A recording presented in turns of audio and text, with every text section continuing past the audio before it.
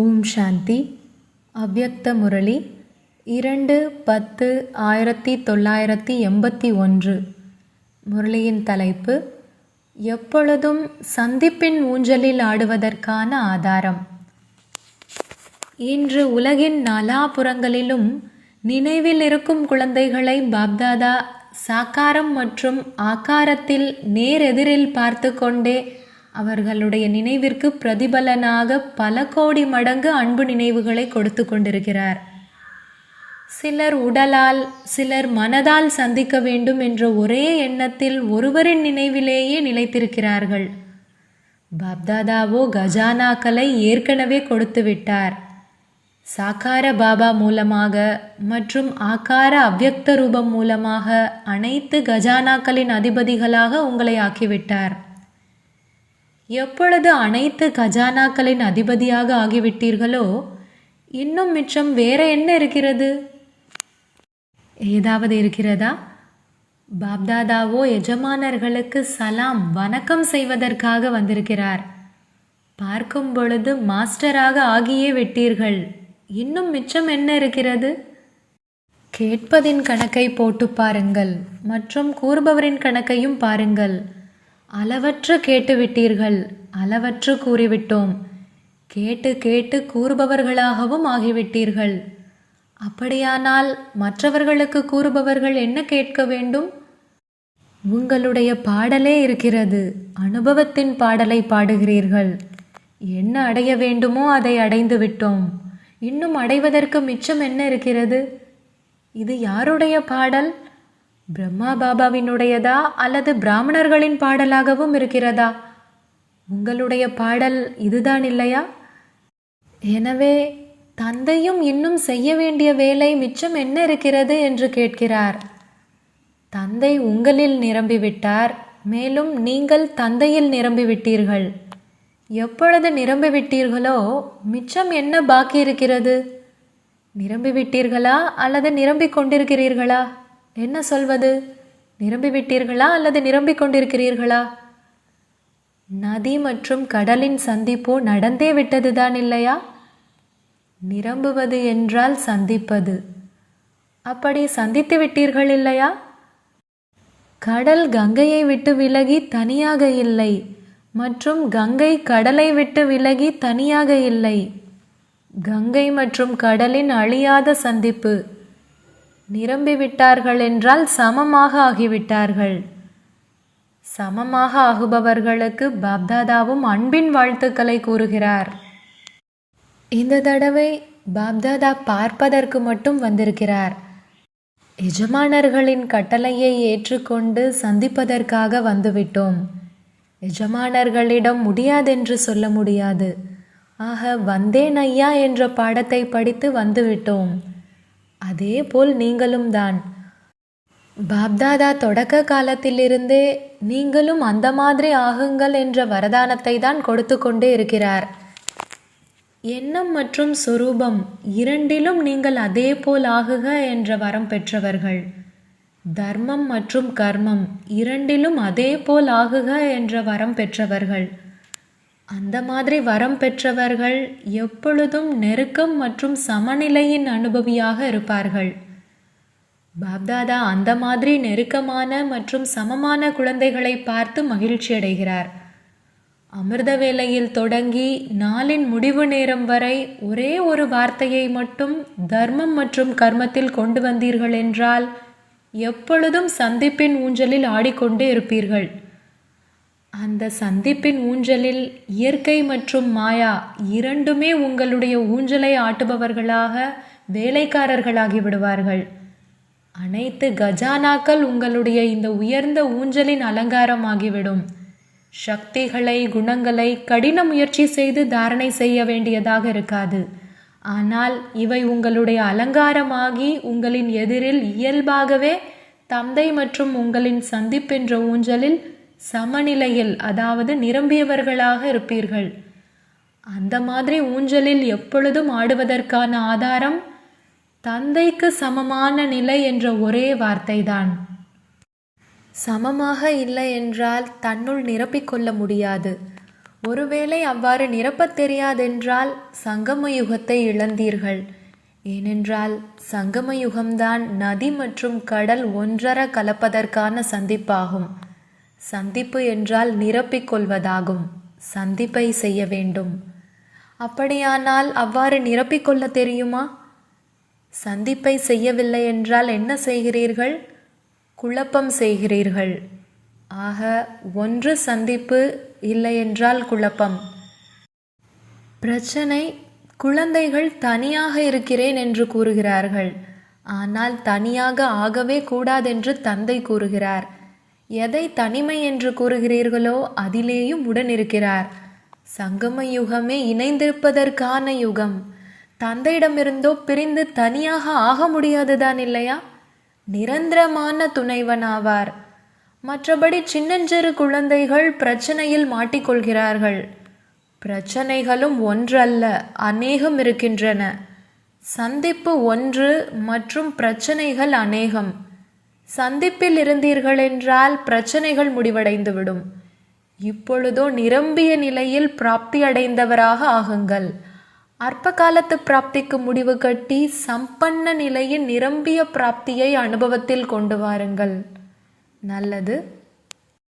அந்த மாதிரி தந்தைக்கு சமமான, எப்பொழுதும் தந்தையுடன் சந்திப்பு செய்வதின் ஊஞ்சலில் ஆடக்கூடிய, என்ன அடைய வேண்டுமோ அதை அடைந்து விட்டோம் என்று அந்த மாதிரி பிராப்தி சுரூபமான, எப்பொழுதும் ஒவ்வொரு எண்ணம் மற்றும் சொல்லில் காரியத்தில் சரிங்க அப்படியே மற்றும் நான் ஆஜராகிவிட்டேன் ஐயா என்று சொல்லக்கூடிய அந்த மாதிரி மிக உயர்ந்த ஆத்மாக்களுக்கு, ஸ்தூலமாக மற்றும் சூக்ஷ்மமாக சந்திப்பை செய்பவர்களுக்கு, பாரதம் மற்றும் வெளிநாட்டின் அனைத்து குழந்தைகளுக்கு, இன்று குழந்தையாக இருப்பவர்கள் நாளை எஜமானர்களாக ஆகக்கூடிய எஜமானர்களுக்கு தந்தையின் சலாம் மற்றும் அன்பு நினைவுகள்.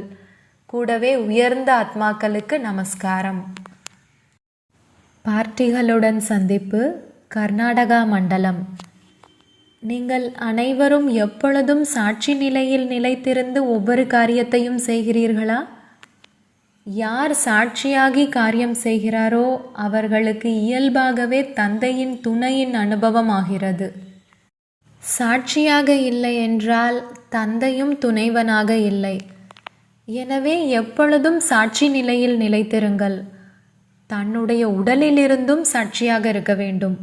எப்பொழுது உடலின் சம்பந்தம் மற்றும் உடலில் சாட்சியாகி விடுகிறீர்களோ பின்பு இயல்பாகவே இந்த பழைய உலகத்திலிருந்தும் சாட்சியாகி விடுகிறீர்கள்.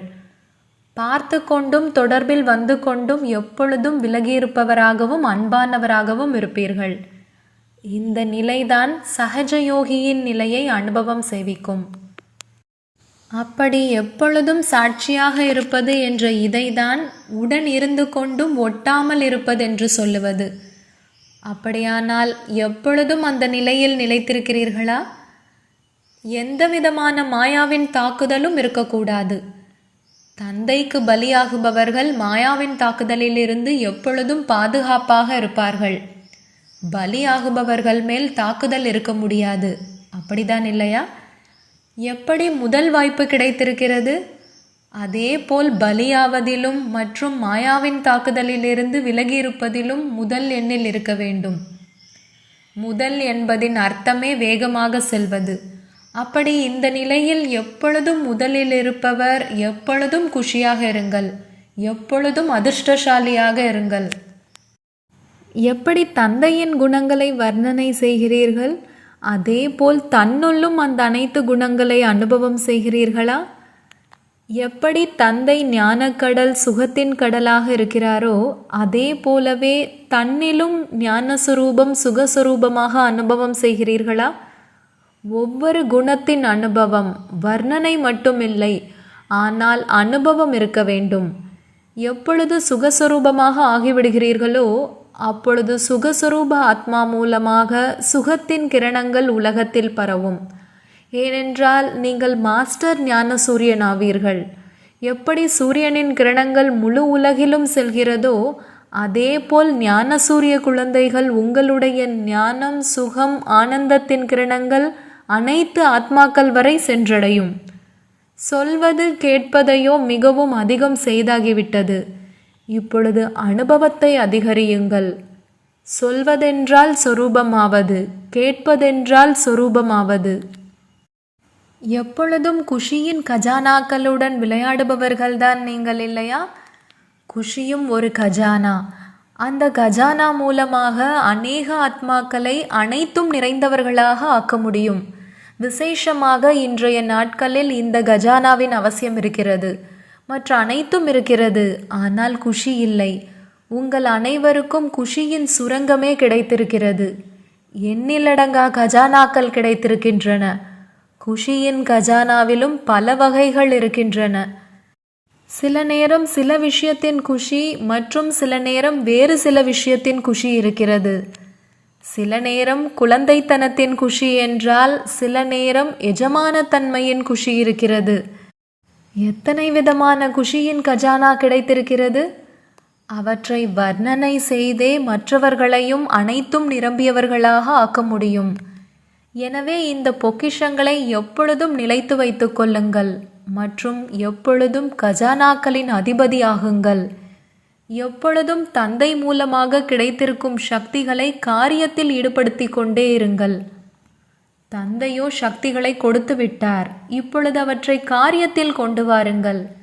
கிடைத்துவிட்டது என்ற இந்த குஷியில் மட்டும் இருக்காதீர்கள். ஆனால் என்ன கிடைத்திருக்கிறதோ அதை தனக்காகவும் மற்றவர்களுக்காகவும் உபயோகப்படுத்தினீர்கள் என்றால் எப்பொழுதும் அனைத்தும் நிறைந்தவராக அனுபவம் செய்வீர்கள். சதா வரதானி ஆத்மாக்கள் தானே? பாரதத்தில் இச்சமயம் யாரை அதிகம் நினைவு செய்து கொண்டுள்ளனர்? வரதானிகளை. தேவிகள் என்றாலே வரதானிகள். பக்தர்கள் அழைப்பதை உணர முடிகிறதா அல்லது ஞானத்தின் ஆதாரத்தில் தெரிந்து கொள்கிறீர்களா? ஒன்று தெரிந்து கொள்வது, இன்னொன்று அனுபவம் செய்வது. வரதானியின் விசேஷம் என்ன? சதா தந்தைக்கு சமமாக மற்றும் சமீபமாக இருப்பது. சமம் என்றால் சம்பன்னம்.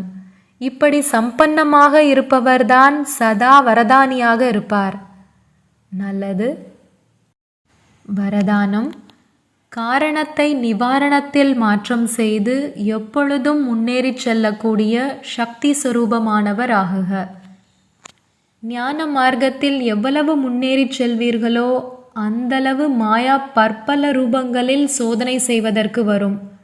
ஏனென்றால் இந்த சோதனைகள் தான் முன்னேறிச் செல்வதற்கான சாதனமே அன்றி கீழே விழத்தள்ளுவதற்கானதல்ல. ஆனால் நிவாரணத்திற்கு பதிலாக காரணத்தை யோசிக்கிறீர்கள் என்றால் நேரம் மற்றும் சக்தி வீணாகிறது. காரணத்திற்கு பதிலாக நிவாரணத்தை யோசியுங்கள் மற்றும் ஒரு தந்தையின் நினைவிலேயே முழுமையாக மூழ்கியிருந்தீர்கள் என்றால் சக்தி சொரூபமாகி தடையற்றவராகிவிடுவீர்கள். ஸ்லோகன்: யார் தன்னுடைய பார்வை, உள்ளுணர்வு மற்றும் நினைவின் சக்தி மூலம் அமைதியின் அனுபவத்தை சேவிக்கிறாரோ அவர்தான் மகாதானி. ஓம் சாந்தி.